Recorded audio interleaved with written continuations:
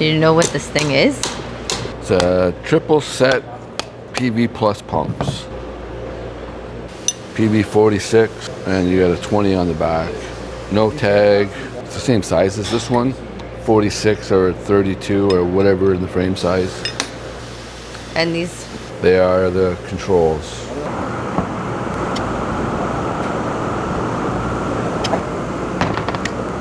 I'm gonna separate and then do inspection one at a time. I got no flow at a P2 or no flow at a P3. When you pull it apart, you could have a coupler broke. You never know, right?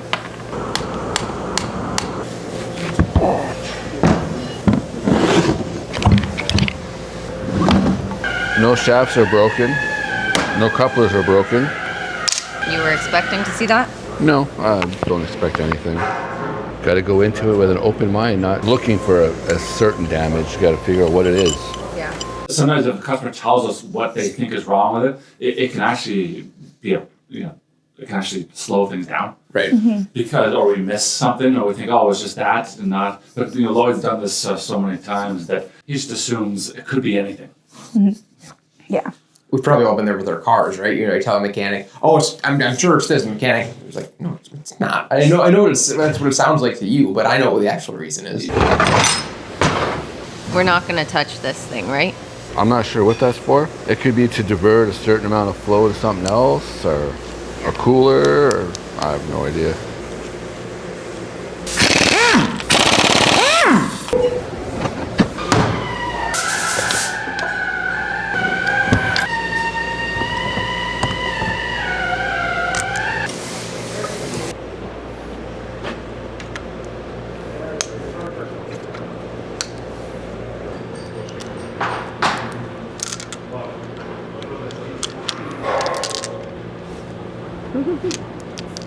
Nothing's jumping out.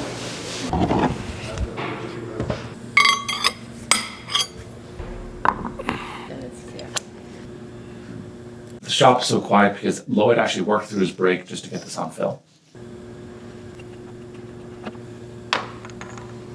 Piston looks okay, a little bit of wear up there. It looks bad, but I'd have to throw it on the lapper to see if it's any good. No pull off, no belling on this set. And this one. Looks like there's a little bit of damage on the barrel surface. So I'm just doing like a preliminary cleanup. A little bit of cavitation damage. I was going to say, I saw that. That probably will have to be replaced, but I'll lap that and lap that. Yeah, that cleaned up nice. Yeah? Yeah, it cleaned up pretty good. So now he says he cleaned up pretty good, but he doesn't really truly know until he tests it and sees the leakage, right? A lot of varnishing on there.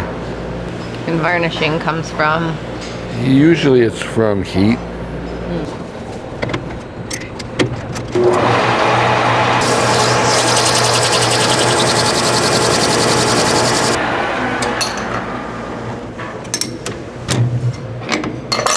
Shaft's got a few spots where the coupler was sitting, but I have to check the seal area because if it's got a groove, it's got to get replaced. Yeah. If I put it in there all dirty and I look at it, I'm going to think that it was cleaned up and think, oh, it's pooch. But now after you get all the varnishing off, you can see it's fine.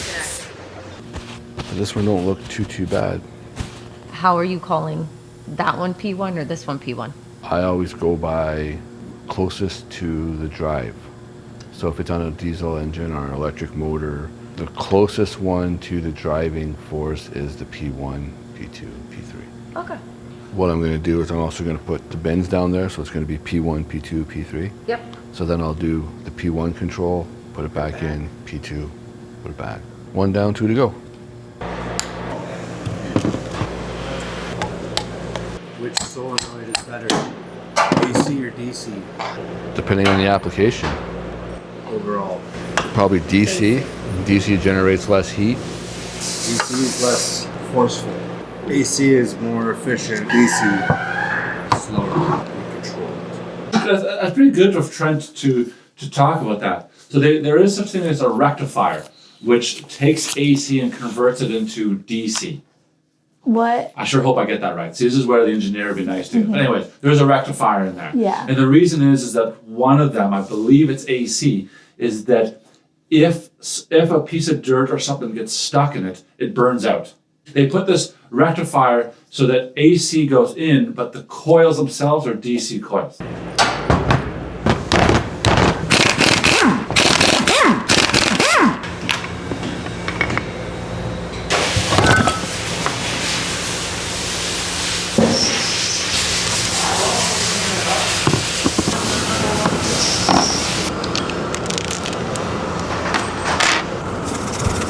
This one looks very much the same as the previous one. Pretty much just like the last one. Yep.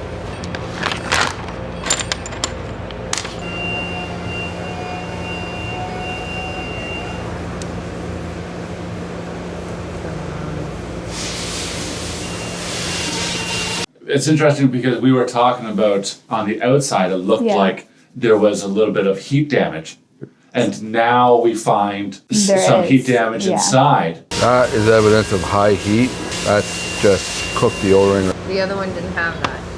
Well, the O-ring's in better condition, but it's still cooked. So again, that one cleaned up pretty good. That cleaned up pretty good. Do you know why there's two valves? Can you explain it? The electric valve, the solenoid, to control the other one. Try again? All right? No. The solenoid is what gives it the signal to stroke it. This, when it's energized or de-energized, depending on how it's set up, allows your compensator to work. This is a flow control most likely, and it mediates how fast your compensator shifts. Trent was actually a little bit more right than Lloyd. Oh. Yeah, yeah. Uh-oh. Oh, Yeah, they'll get you break people the has news. become the master. Okay, make sure we don't show this to Trent. For those who don't know, Trent is Lloyd's son, so there's a bittersweetness to that one. What it appears to be, just from what I see here, is that it's a dual pressure control. So what it's saying is that depending on the position of that spool on top, it is either cutting off at or compensating at one pressure or compensating at a different pressure.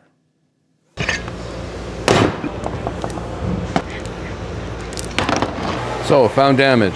Piston retaining plate. It's got pressed down into here, damaging that. You can see the pistons all have little chunks missing and marks all over them.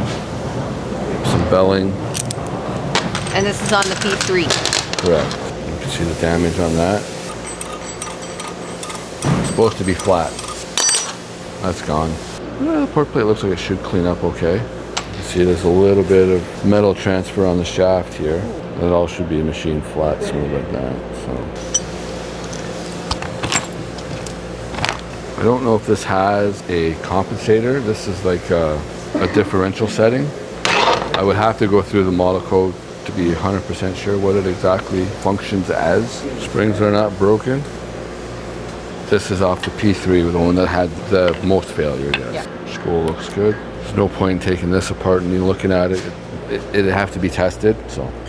Okay, so you see how it had a cartridge on either side of that one? That's because each one is set to a different value, and the valve on the top just chooses one or the other one.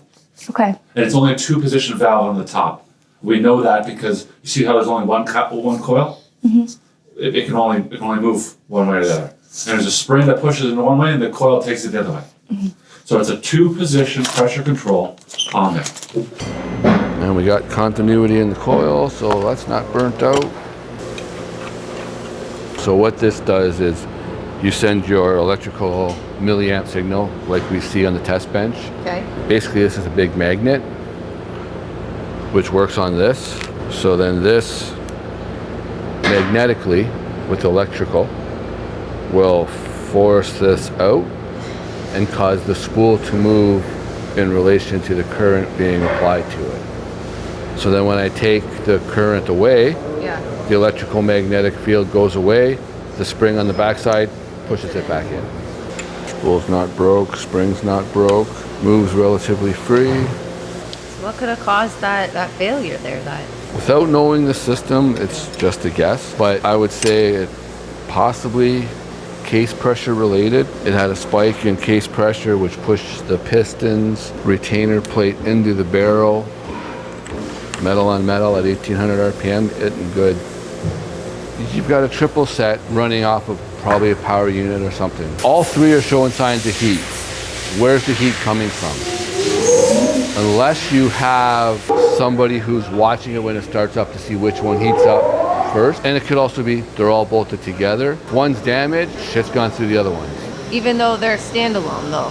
Yeah, they're technically standalones, but chances are they all come off the same tank, suction, everything's in the same system.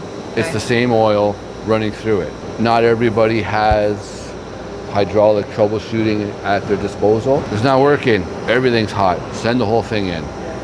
When in doubt, send it out. And that's it for those three. So what's next? I look up part numbers, recommendations for repair, Brendan quotes them, and we go from there. Okay. And if we do get the new parts, we would put them in and then test. This pump has the same control as the other two on the triple set. Basically, this is like your differential setting. This is a dual port relief directional valve. With the solenoid on it, energized, it works off this port.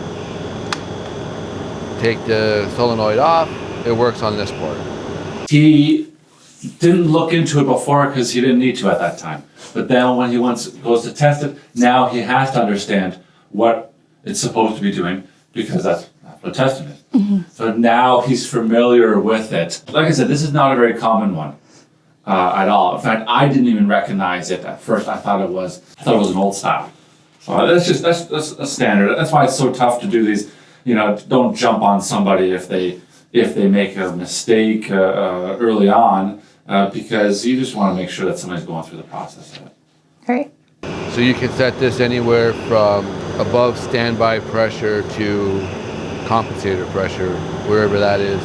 And then you can set this at a different one. You got your full flow, bring the pressure up, flow drops out at a little over 500 PSI. Plug the solenoid in, and now the red line, which is the pressure, can come up to your secondary pressure, which is where it was, where it's energized. Then it shows it comes on and off comp here. And then I have pressure while it's on comp.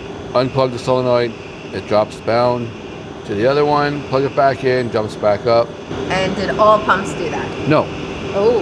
every control is different. They all could be functioning in a different way. Okay. Basically, this is like a pressure compensated pump, but if you have the electrical signal to it, you can pick two different compensator settings. So you can have like a high-low.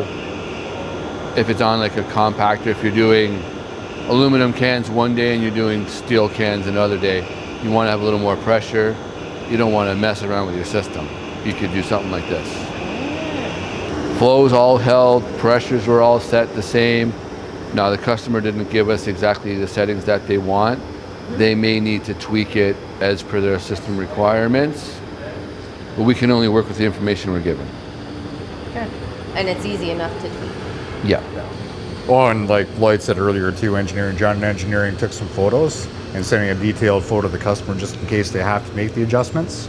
So it'd be easy enough that they could just take a look at the photos and adjust their pressures that way See if they have to which boost them up, yeah.